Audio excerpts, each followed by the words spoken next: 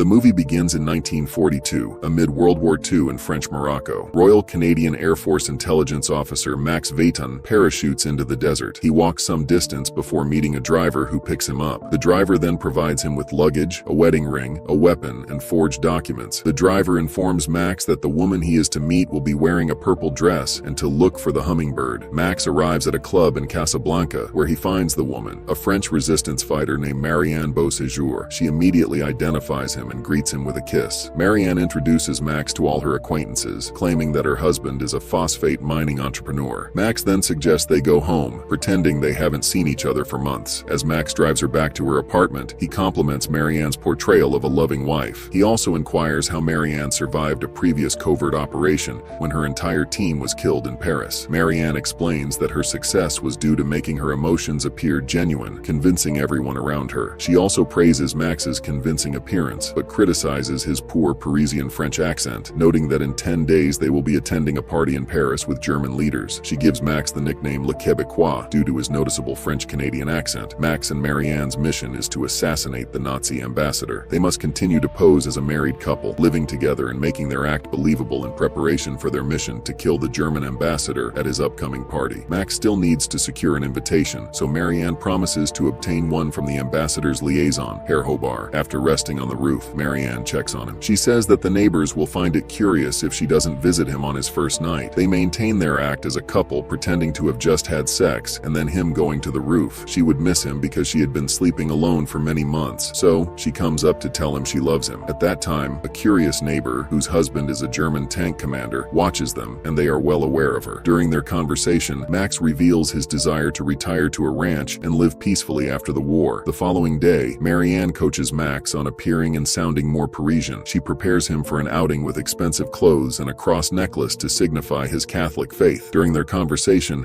Max mentions a mutual friend, Guy Sangster, a British pilot Marianne saved in Dieppe in 1941. At a cafe, Max spots a German officer from the Abwehr who had interrogated him in Marseille. Fearing compromise, Max follows the officer to a phone booth and kills him as he attempts to phone his superiors. He then shoves a piece of food deep into his throat to make it look as if the man choked. That night, after socializing with some German friends, Marianne and Max continue chatting on the rooftop to maintain their cover as a married couple for the neighbors. Marianne reveals that the failure of the previous operation in Paris was due to the V section not sending help, resulting in her entire team being killed while she managed to escape. The next day, the couple discusses their plans at a makeshift shooting range by the cliffs. During the shooting practice, Marianne has difficulty with the safety mechanism, which Max finds unusual. Later, after they finish, she mentions that the guns will be taped under the champagne table and also notes that the ambassador will arrive at the party precisely at 8:30 p.m., giving them only a short window to kill him before a diversion attack occurs 5 minutes later. Max asks what they'll do if he is late, but Marianne assures him he will be on time, saying he's German. Max then questions her about the earlier incident and wonders if she'll make the same mistake on the night of the assassination, but she reassures him that she'll be fine. Back at their house, they have the fan on while eating because it's very hot. Marianne uses the opportunity to unbutton her shirt to test if Max can be seduced. "I know you're armed with a weapon," she teases. "I'm just checking to see that the safety's engaged." Max resists, essentially saying that having sex with fellow spies gets people killed. He tells her to fasten her buttons, and she responds that the mistake people make in these situations isn't sleeping together, but having feelings for each other. A day before the assassination, they meet with Herr Hobart. Hobart offers them cigarettes, but Max declines, and Marianne explains that her husband is trying to cut down. Hobart says he's only heard good things about Max around town and asks if he speaks any English. Marianne says it's only a little, so Hobart converses with him in French. Hobart tells Max that his wife asked if she could bring him to the ambassador's ball the next day, and Max gives the impression that he doesn't want to attend, using reverse psychology. Marianne then mentions a poker game in the Rue Valence, noting Max's obsession with it, so Max pretends to prefer playing poker over attending the party. Hobart challenges Max to split a deck of cards. If Max draws the low card, he must attend the party, and if not, he can go to his beloved poker game. Max expertly shuffles the deck and picks the low card, achieving his desired outcome. As a last requirement to have his name on the list, Hobart instructs Max to write down the chemical formula of phosphate, which he does, so Hobart says he'll see him tomorrow. Later, the two watch the sunset on the sandy dunes, aware they might not survive the mission. When Max asks Marianne about her dream destination, she responds that it doesn't matter where she goes after the war. They take the opportunity to become intimate inside the car during a sandstorm. Soon, they attend the party with multiple Nazi officials present. The ambassador arrives late, At 8:30, after chatting with Hobart, they position themselves behind the champagne table where their hidden guns are stashed. As the ambassador delivers a rousing speech, a large explosion occurs outside as planned. The couple flips the table, grabs their guns, and executes the ambassador on the stairway, also killing about 10 other German soldiers and civilians, including Hobart. One of the civilians Marianne guns down is the husband of a good friend, who looks at her with an expression of horror, shock, and disbelief when Marianne coolly kills the man. The duo makes a hasty exit as the alarms blare, and while on the run, Max asks Marianne to come with him to London and be his wife for real. 3 weeks later in London, Max receives good news from his commander, Frank Heslop, that Marianne is granted permission to settle in England after reviewing her wartime achievements. Max is overjoyed as he can finally marry the woman he loves. They get married and celebrate with the Allied forces, including Heslop and Max's sister, Bridget Vaton. Marianne also surprises Max by revealing her pregnancy during the celebration. An air raid occurs over London as Marianne goes into labor. She is evacuated from the hospital as bombs fall, and Max stays by her side. Marianne gives birth in the hospital courtyard to a baby girl, whom they name Anna. 1 year later, Max and Marianne have settled into their life as a family. The couple resides in Hampstead, London. Marianne informs Max that she has organized a party to celebrate his victories. After dropping Anna off at a nanny's house and picking up mushrooms, Max is urgently summoned back to the office to meet with his commanding officer, Frank Heslop, and a special operations executive official. They inform Max that Marianne is suspected of being a German spy. The real Marianne Beauséjour had been killed, and a German spy, whom they suspect to be Max's wife, assumed the dead woman's identity. Max learns that Hobart was a dissident whom Hitler wanted dead. The officer orders Max to test Marianne's loyalty through a blue dye operation, otherwise both will be executed. Max is tasked with fabricating false intelligence at home after a scheduled phone call to be discovered by Marianne. If intercepted by German transmissions, Max is ordered to personally eliminate her. If complicit, he faces execution by hanging for high treason. They also warn him against conducting his own investigation. Max is infuriated by their distrust of his wife's loyalty, but reluctantly agrees to cooperate. Secretly, he decides to independently investigate to prove them wrong. At home, everything appears normal, and Marianne sticks to her usual routines. Anxiously taking the designated phone call, he gets distracted by his wife and writes down the false information. Later, overwhelmed with guilt and doubt, he remains awake all night. The next day, Max finds an excuse to visit his sister and discuss the operation involving Marianne. He also seeks out Guy Sangster at a nearby hospital, hoping for identification confirmation despite their shared traumatic military history. Sangster suggests that Paul de Lamar, a resistance fighter who collaborated with Marianne in France, might be able to identify her. At the airbase, Max encounters Adam Hunter, a young pilot about to depart for Dieppe. Max gives Adam a photograph with a confidential note asking if the woman pictured is Marianne Beauséjour and instructs him to obtain a definitive answer from Paul. During a party, Max notices a suspicious man briefly conversing with Marianne. She later explains that the man, Lombard, is a jeweler attempting to sell her a diamond brooch. Max pursues Lombard, but concludes he is merely a salesman. Amid the festivities, Frank informs Max that he defied orders, resulting in their plane being shot down because a young soldier delayed due to intoxication. Mid-party, an air raid disrupts the event. A German plane crashes perilously close to their apartment, prompting Max to rush upstairs to protect Anna. Marianne already has her secured, and Max shields them as the plane narrowly misses and crashes in a nearby field. Shaken, Marianne implores Max to spend the entire day together as a family, culminating in a picnic near the downed German aircraft. Later, Max bids Marianne farewell with a kiss and departs to continue his quest for the truth. The following evening, Max assumes the role of a Lysander pilot and flies to France to rendezvous with Paul, held at a local police station. With the aid of the local resistance, Max stages a daring jailbreak. However, Paul, inebriated, provides a dubious identification of the photograph, delaying them enough for a French police officer to alert the Germans. Despite the setback, Max and the resistance overpower the Germans in a fierce skirmish. Before departing, Max shows Paul the photograph of Marianne and asks if he recognizes her. Paul's response initially fails to confirm her identity until he mentions her exceptional rendition of La Marseillaise on the piano, describing her as divine. Back in England, Max insists that Marianne play the piano and perform the French anthem La Marseillaise. After a moment of hesitation, Marianne closes the piano, acknowledging that the truth has surfaced. Tearfully, she confesses that the Germans discovered her in England and threatened harm to Anna unless she cooperated as a spy. She admits to sending the message the previous night under duress. Max is enraged, but asks if she truly loves him. Marianne affirms her love and their life together. Unwilling to harm her, Max decides they must flee. He eliminates the nanny and jeweler, who acted as her handlers. They head to an airfield where Max attempts to start a plane, only to be confronted by Frank and other soldiers. Frank accuses Max of treason and moves to arrest him. As Marianne gently sets Anna in the back seat, she retrieves a gun from the glove compartment, speaking softly to Max in French, "Je t'aime, mon Québécois," and asks him to care for Anna. She turns and takes her own life with a gunshot to the head. Max covers her with his jacket. Frank orders the soldiers present to report that Max executed Marianne as per his orders, so that Max himself will not be punished. In the aftermath of the war, Max fulfills his dream by settling on a ranch in Medicine Hat, Alberta, Canada, where he raises Anna. The final scene depicts an older Max walking through the fields of the ranch with a teenage Anna, as Marianne's voiceover reads a letter she wrote for Anna before her death. Marianne had anticipated that she might not survive. In the letter, she expresses her love for both Max and Anna, reminiscing about their time together in London. And with that,